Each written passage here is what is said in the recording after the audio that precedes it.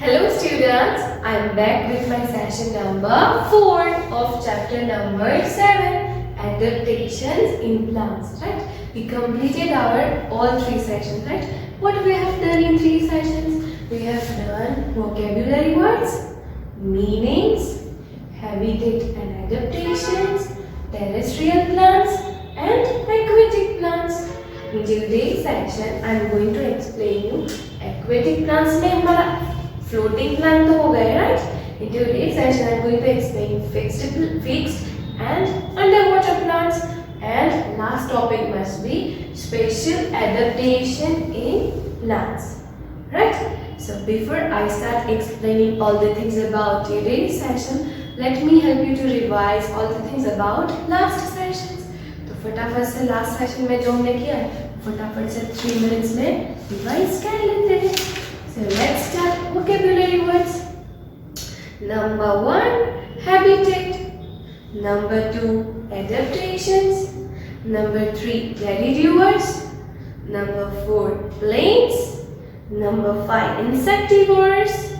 Number 6, saprophytic. Number 7, underwater. Number 8, hollow. Number 9, desert. Number 10, spit. Number 11, sugarcane. Number 12, terrestrial. Number 13, saline. Number 14, nature. And number 15, coastal. Now, meanings. Number 1, adaptation. The process of changing something to suit a new situation. Number 2, deciduous. Trees that shed leaves every year. Number 3, saprophytic. Plants that absorb food from dead plants and animals. Number 4, insectivorous plants. Plants that feed on insects are called insectivorous plants. Number 5, saprophytic plants. Plants that cannot make their own food and absorb food from dead plants and animals are called saprophytic plants.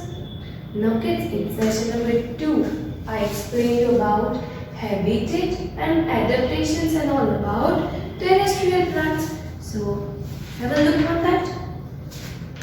There are, habitat, right? What is habitat? Habitat is a place, the place where a plant or any living things live in nature is called habitat. And what is adaptation? मतलब features that help plants and animals to adjust themselves to their natural surroundings or habitat is called its adaptations. Clear kids? Now terrestrial plants. There are 5 types of terrestrial plants are there, right? Number 1, plants in plains with less rainfall. Number 2, plants in plains with heavy rainfall. Number 3, plants in mountains. Number 4, plants in deserts. And number 5, plants in saline coastal areas, right? तो पहला था plants in plains with less rainfall. मतलब ऐसी जगह पे जहाँ पे बहुत ही लेस रेनफॉल होती है, मतलब कि 3-4 मंथ्स ही मैक्स टू मैक्स वहाँ पे रेनफॉल होती है. वहाँ पे क्या होता है कि उस टाइप के ट्रीज की बहुत सारी ब्रांचेज होती है, राइट? उसके लीव्स जो होते हैं वो एवरी ईयर वो शेड होते हैं, right? These type of trees we called it as a deciduous plants. मतलब कि उस टाइप के ट्रीज को हम कौन सा ट्रीज बोलेंगे? deciduous plants, right? फिर number 2 is plants in plains with heavy rainfall. कि ऐसे प्लांट्स जो होते हैं जहाँ पे हेवी रेनफॉल होता है, वहाँ पे कौन कौन से टाइप्स के ट्रीज होते हैं? तो कि rubber, tick tree and coconut tree, जहाँ पे बहुत सारे रेन होती है फिर भी वो अच्छी तरह से ग्रो होते हैं. तो उसकी कौन से एडेप्टेशन होते हैं? तो कि उसके थ्रू आउट द ईयर उसके लीव्स जो होते हैं वो ग्रीन ही रहते हैं. कैसे रहते हैं? ग्रीन ही रहते हैं. उनके लीव्स शेड होते नहीं है. फिर है प्लांट्स इन माउंटेन्स. मतलब कि प्लांट्स जो होते हैं वो माउंटेन्स होते हैं, मतलब कि माउंटेन का रीजन जो आप होते हैं वो बहुत ही कोल्ड प्लेस होती है. कैसी प्लेस होती है? कोल्ड प्लेस होती है. वहाँ पे कौन कौन से टाइप्स के ट्रीज होते हैं? क्योंकि फर tree, shader tree and pine trees. और इस टाइप के ट्रीज के शेप कैसे होते हैं? कोन शेप, स्लाइड वाले शेप होते हैं, क्योंकि वहाँ पे ऊपर कोल्ड प्लेस है तो बट नेचुरल स्नोफॉल भी होने वाला है। तो स्नोफॉल होता है तो स्लाइड करके सीधा नीचे गिर सके, इसलिए उसका शेप कैसा होता है? Cone shape. उसमें एडेप्टेशंस क्या होती है? तो कि most trees in the mountains grow tall and straight, कि मोस्ट ऑफ सारे के सारे ट्रीज जो माउंटेन्स के ऊपर ग्रो होते हैं वो बहुत ही टॉल और स्ट्रेट होते हैं। These trees are usually come a cone shaped, मतलब ये नॉर्मली कौन सा शेप के होते हैं? कौन शेप के होते हैं। ये जो प्लांट्स माउंटेन्स में ग्रो होते हैं ना, वो फ्लावर्स उसमें ग्रो होते नहीं है, बट इंस्टेड ऑफ दैट वो क्या ग्रो करते हैं? क्या ग्रो करते हैं? Corns, right. जो कॉर्न्स होते हैं उसके अंदर क्या होता है? सीड्स होते हैं। क्लियर। फिर है प्लांट्स इन डेजर्ट, मतलब there over there so less rainfall, right, कि वहाँ पे बहुत ही कम रेनफॉल होता है, रिसीव्स वेरी लेस रेनफॉल। वहाँ का क्लाइमेट कैसा होता है? बहुत ही हॉट होता है, राइट। तो वहाँ पे बेस्ट एग्जांपल कौन सा है? Cactus and death palm are the two best examples of desert plants, right. तो उसमें क्या क्या एडेप्टेशंस है? तो कि the stems of the plants growing in deserts are green and have chlorophyll, मतलब वो ग्रीन रहते हैं और उसके अंदर क्लोरोफिल होते हैं, तो it can prepare it food by their own self. These stems help in photosynthesis, कि वो स्टेम्स उसको फूड की फोटोसिंथेसिस की प्रोसेस को बनाने में हेल्प करता है। The stems are thick and store water, उसकी स्टेम्स ग्रीन कलर की होती है और थिक होती है, राइट। तो वो थिक स्टेम उसको क्या हेल्प करती है? क्योंकि वाटर को स्टोर करने में हेल्प करती है। जैसे कि जब हम घर से स्कूल आते तो हम लोग हमारे पास वाटर बॉटल लेके जाते कि whenever we need to drink water, तो we easily can get water, right, कि हम easily water मिल सके। तो उसी तरह से उसकी जो थिक होती है ना स्टेम, उसमें वो वाटर स्टोर करके रखता है, इसलिए उसको इजीली वाटर मिले, क्योंकि डेजर्ट में तो बहुत ही कम वाटर होता है ना, तो उसको जब भी वाटर की नीड होती है तो it can use its own water, right. Some desert plants have spines, मैंने बोला ना कि सम डेजर्ट्स के पास स्पिन वाले कैक्टस होते हैं, कांटा वाला कैक्टस होते हैं, कि वो क्या करते हैं? तो कि it helps to prevent loss of water, कि वो वाटर का प्रिवेंट करके उसको वाटर को बचाता है। Clear kids? Now plants in saline coastal areas, मैंने क्या बोला था कि ऐसे प्लांट्स जो होते हैं जो सैलाइन कोस्टल एरियाज मतलब सॉल्टी वाटर में ग्रो होते हैं। तो mangrove tree is the best example of to grow a plant in saline coastal areas. Now kids, उसके रूट्स को क्या बोलेंगे? Breathing roots. What we are going to call breathing root, क्योंकि जो उसके रूट्स होते हैं वो अंडर वाटर होते हुए भी वो बाहर से एयर को ब्रीथ इजीली कर लेते हैं। That's why we called it as a breathing roots. वो उसकी एक एडेप्टेशन हुई। These roots also help to take in water and other nutrients that are required for photosynthesis. Clear kids? Now last session 3 में मैंने क्या आपको explain किया था अबाउट एक्वेटिक प्लांट्स, मतलब कि plants that grow in water are called aquatic plants. ऐसे plants जो पानी में रहते हैं उसको क्या बोलेंगे? Aquatic plants. There are 3 kinds of aquatic plants, floating, fixed and under water. हमने कौन सा किया था? फ्लोटिंग वाला किया था, राइट। Plants that float on water are called floating plants. ऐसे प्लांट्स जो पानी के ऊपर तैरते हैं उसको हम क्या बोलेंगे? Floating plants. Duckweed is the best example of floating plant, right. उसकी क्या एडप्टेशंस है? तो के roots of floating plants are not fixed but hang in water, कि उसके रूट्स होते हैं वो कहीं पे भी फिक्स नहीं होते, बट रूट्स जो होते हैं वो पानी के अंदर हैंग मतलब टंगे हुए होते हैं। क्लियर? Now we are going to start our today's section number 2, fixed plants. कि ऐसे भी प्लांट्स होते हैं जो एक्वेटिक मतलब कि पानी के अंदर ग्रो ऊपर या नीचे ग्रो होते हैं, बट वो एक फिक्स्ड रहते हैं। कैसे रहते हैं? फिक्स्ड रहते हैं।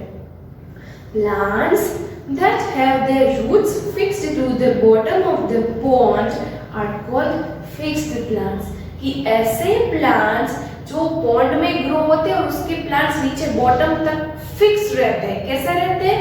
Fix रहते हैं. उस type के plants को हम क्या बोलेंगे? Fixed plants, right? Lotus and water lily are examples of fixed plants. Kids, हमने लिली भी देखी है और लोटस भी देखा है, right? बहुत ही अच्छे स्मेल में भी होते हैं. They are good, right? बहुत ही अच्छे होते हैं, good looking होते हैं ये plants. तो these are the best examples for fixed plants. मतलब कि वो पानी में float तो करते हैं, but उसके roots नीचे bottom में fix होते हैं. क्या होते हैं? उसके roots bottom में fix होते हैं. उसके adaptations क्या होंगे? तो कि fixed aquatic plants have thin, long and hollow stems. कि उसकी जो एक्वेटिक प्लांट्स की क्या एडेप्टेशन होते हैं? तो कि वो प्लांट्स बहुत ही पतला होता है, लंबा होता है, उसके स्टेम्स कैसे होते हैं? एकदम होलो होते हैं, right? This helps them to reach the surface of the water from the bottom of the pond. तो उस वजह से वो इजीली पानी के अंदर तक उसके रूट्स पहुंच सकते हैं, वो प्लांट है वो बाहर की बाजू आ सकता है. तो ये इसको हेल्प करता है. They have broad leaves that can float on the surface of water.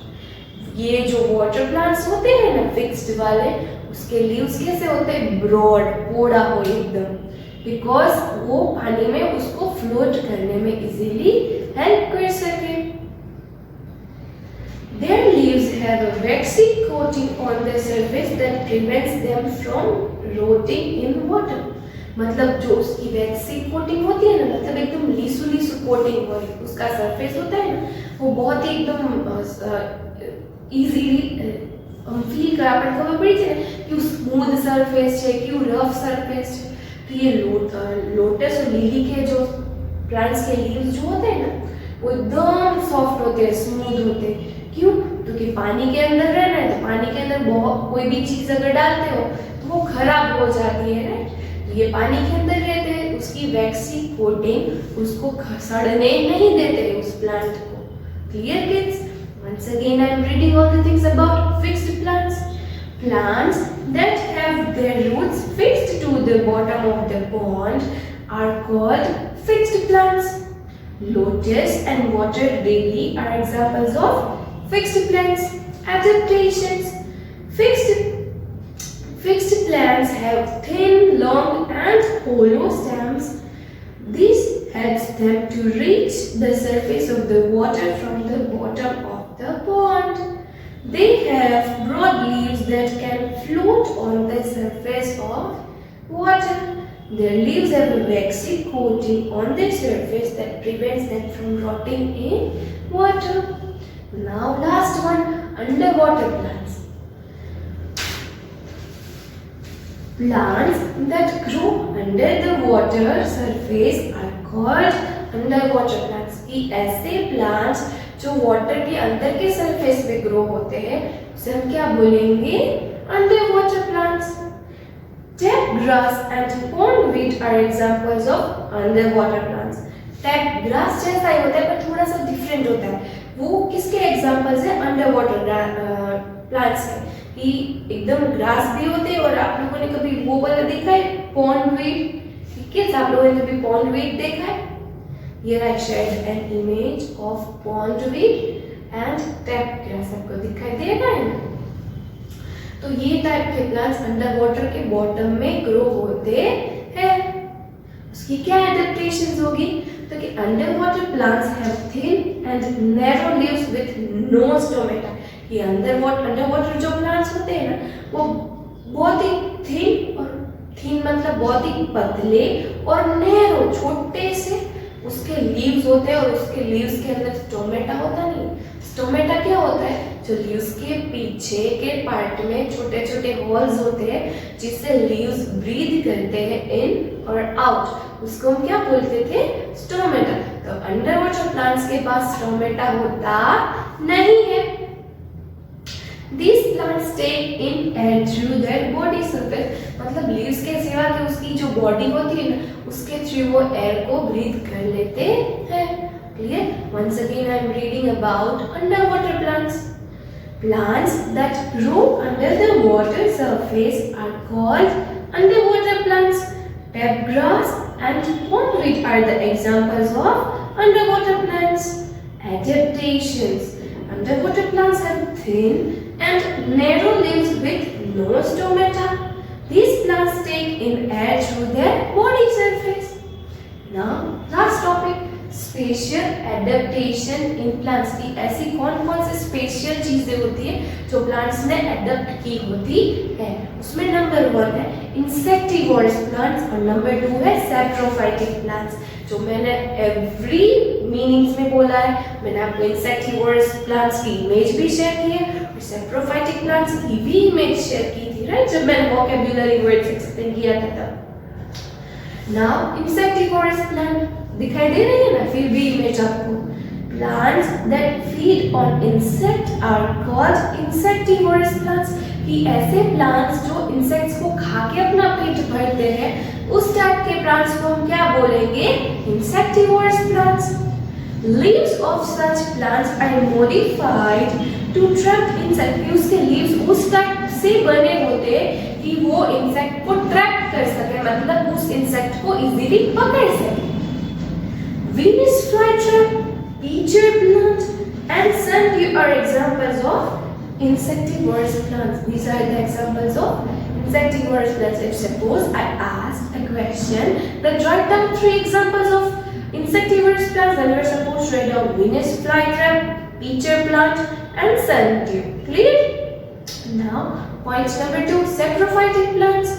Plants that cannot make their own food and absorb food from dead plants and animals are called saprophytic plants. Saprophytic plants जो होते हैं उसे क्या बोलते हैं? कि ऐसे plants जो अपना खाना खुद बनाते नहीं है, वो दूसरे dead animals और dead plants के ऊपर फीड करते हैं। उस टाइप के plants को क्या बोलेंगे? saprophytic plants. Such plants do not have chlorophyll. इस टाइप के प्लांट्स में क्लोरोफिल ही नहीं होता है, मतलब जिसमें क्लोरोफिल नहीं होता है उसका कलर भी ग्रीन नहीं होगा। कलर भी ग्रीन नहीं होगा, it will not be help to, I mean it not be help to prepare food. वो फूड को प्रिपेयर करने में भी हेल्प करेगा नहीं। Indian pipe and coral root are examples of saprophytic plants. आप लोगों ने कभी देखा है? मैंने आपको एक इमेज शेयर की थी ना, उसके जैसे प्लांट्स होते हैं उसको हम क्या बोलेंगे? Saprophytic plants. Normally white colour का होता है, right. The leaves of the Venus flytrap have long hair-like structure on their edges. When an insect touches these hair-like structures, the leaf closes down and the insect gets struck. मतलब उसके leaves जो होते हैं ना, उसमें आगे क्या होता है कि hair-like structure होता है। क्या होता है? hair-like structure होता है। वो क्या होता है? कोई भी इंसेक्ट उसको टच करेगा ना तो वो लीव्स उसको फटाफट से उसमें ट्रैप कर लेगा, वो खा जाएगा उसको। So these are the examples of saprophytic plants. Here we completed our special adaptations in plants. I'm reading this once again. Listen it carefully, huh? Insectivorous plants. Plants that feed on insects are called insectivorous plants. Leaves of such plants are modified to trap insects. Venus flytrap, pitcher plant, and sundew are examples of insectivorous plants. Now, saprophytic plants. Plants that cannot make their own food and absorb food from dead plants and animals are called saprophytic plants.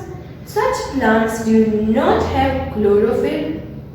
Indian pipe and coral root are examples of saprophytic plants. Now kids, here we completed our chapter.